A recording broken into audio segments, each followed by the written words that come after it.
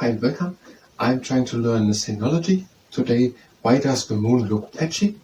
And after that, we're going to do ECU Tendon Training. And if you participate in the ECU Tendon Training, the tendon is here, that is a down risk. Now, we already had the first part of it. And the patchy spots on the moon, these are places where millions of years ago lava was, but that had cooled down. And now these places are just darker. The ancient Greeks, 2,000–3,000 years ago, they thought that were oceans, seas and lakes. And also if maps were created in the past, they gave these spots body of water names, like a marsh of decay. The ancient Greeks thought the dark spots on the moon were water. On the first maps of the moon, they were given water names such as the marsh of decay. Since then, telescopes, human explorers and space probes have shown that there is no liquid water on the moon. The dark spots are cooled lava that may have flowed on the surface billions of years ago. These flat areas, called plains, reflect less sunlight than the mountains that surround them, so they look darker from Earth than the mountains which surround them. So maybe these are actually lower areas, just that there was lava. Whatever, we're going to say cooled lava. We're very close to it. I'm not sure if we come across it, if we interpret it even any more closely. I'm going to start a second camera there.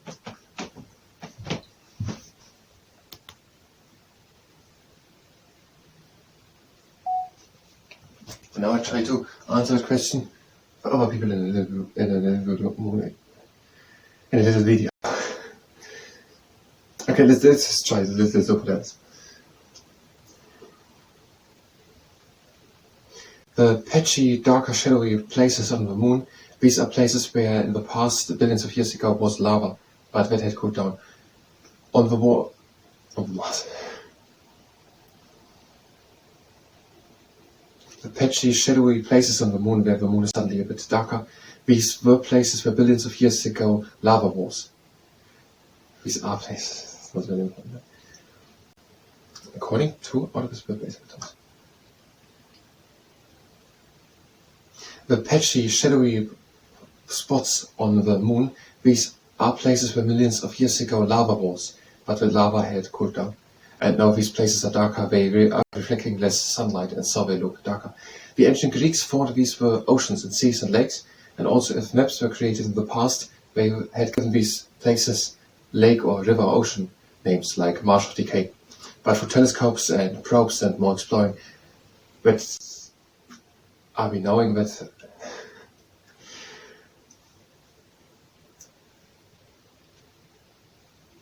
the patchy, shadowy, darker spots on the moon are places where millions of years or billions of years ago was lava. And now this lava has cooled down. What do I want to say? Dark spots are cooled lava that may have flowed on the surface billions of years ago.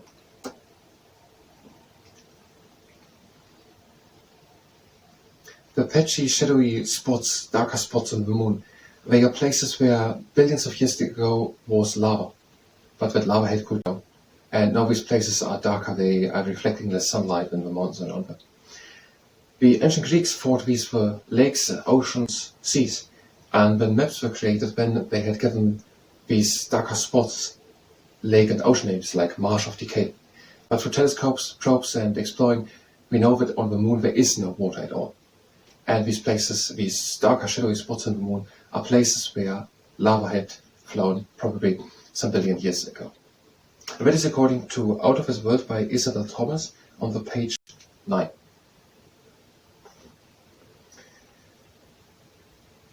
The dark spots are cooled lava that may have flowed on the surface billions of years ago.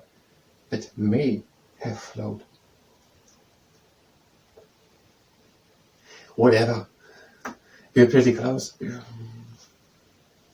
Now, I'm going to stop the camera.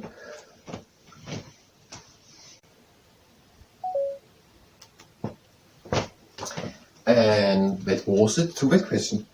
If you're here for Selenology, you can go directly to the next part of Selenology.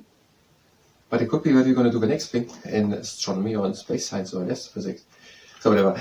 Next part of Selenology, you can go to the next part of Selenology. If you're here for the ECU Tendon Training, we're going to do it now, but if you participate, that is at your own risk. Go to the stable stand, and we're starting with flat gait.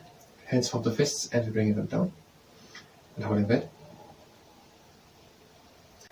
And again up and hold that. Again down and up. Now we're having 3 rules. Again down. The first rule is that we are stopping immediately as soon as there's pain. And again up. Next exercise, we'll counterfeit managing fists and down. The second rule is that we are going only as far as we can go with a little bit of effort. Down. And up. And the third rule is that we are not overdoing it. We just want to strengthen to exhaust. And again down.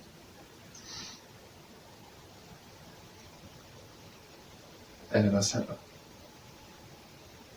And I'm going to use for the following exercises a tennis circuit. The tennis circuit is light, just around 300 grams, but it has a long level. So whatever you use, do it in accordance with our 3 rules.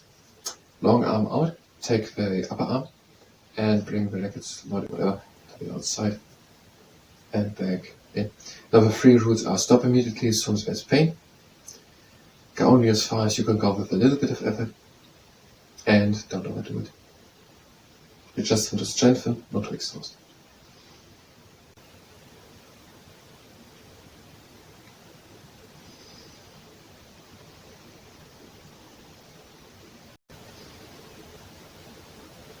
The last time in.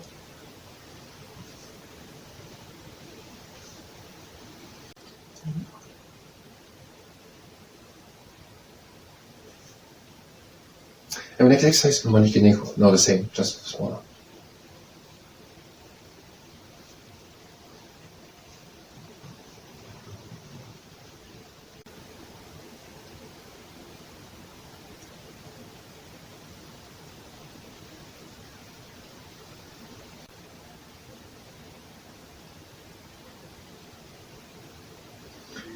And to the other side.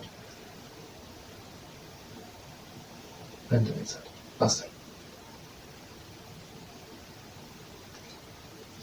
Back over.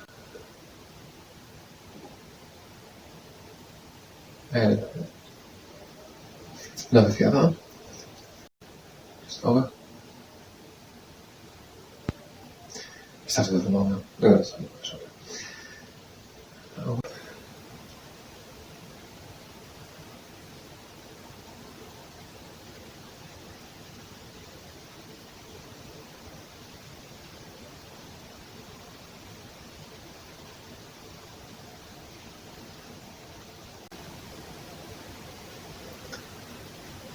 And the last time.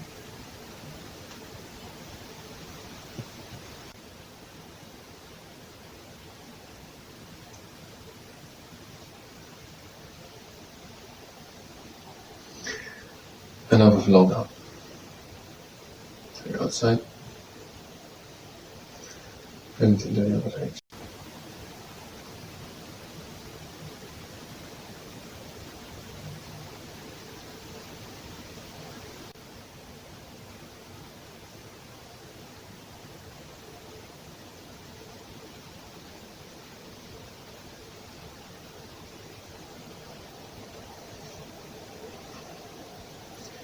And for last time.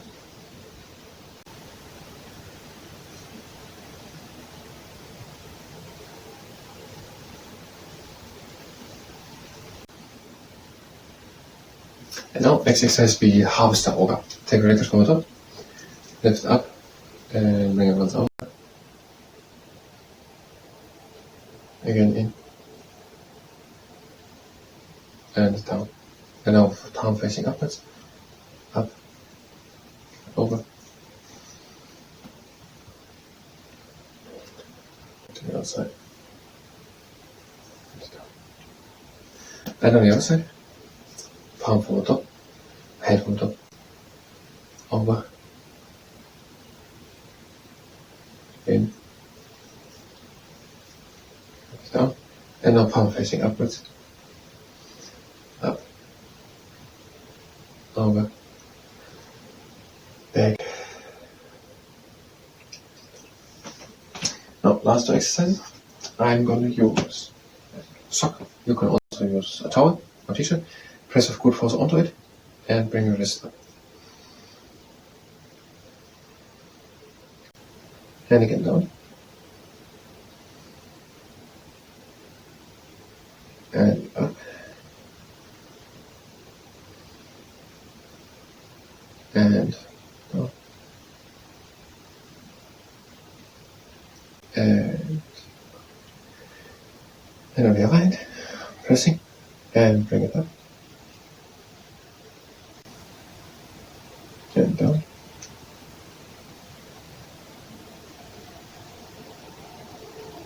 Again up. Down.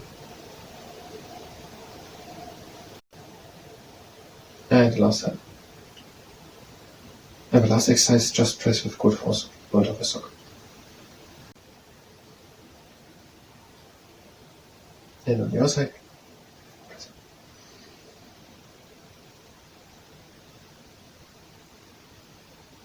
And release.